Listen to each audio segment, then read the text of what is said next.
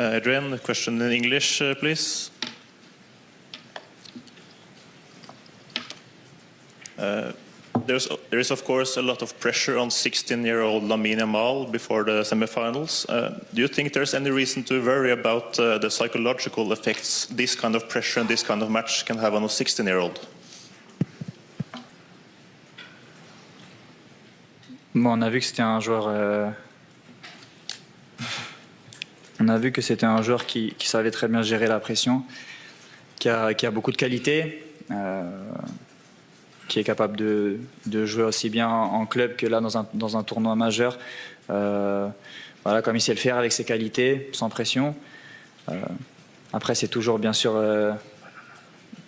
compliqué de gérer une demi-finale dans un tournoi comme ça. Mais je pense que ce sera à nous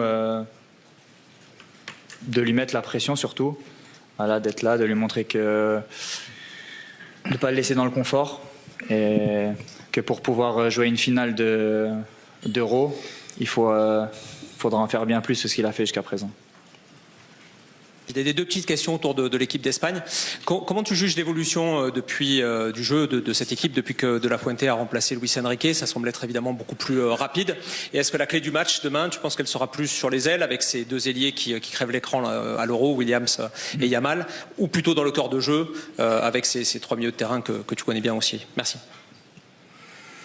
On est tous unanimes pour dire que c'est l'équipe qui joue le mieux dans ce tournoi. Voilà, qui a la position du ballon, fidèle à elle-même, qui a des bonnes manières de ballon au milieu, de très bons joueurs sur les ailes, qui sont capables de percuter, qui sont capables de marquer aussi. C'est une équipe complète. Voilà, ils ont leur force, peut-être leur faiblesse aussi. En tout cas, on est confiant, on sait ce qu'il faut faire. C'est une équipe qu'il faut bouger. Je pense que les équipes qu'ils ont affrontées les ont beaucoup laissé jouer aussi.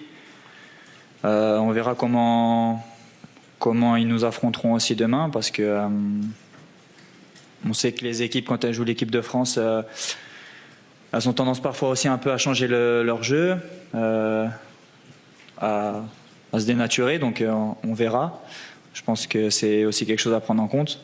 Mais voilà, j'espère que ce sera une très belle demi-finale avec deux grandes équipes.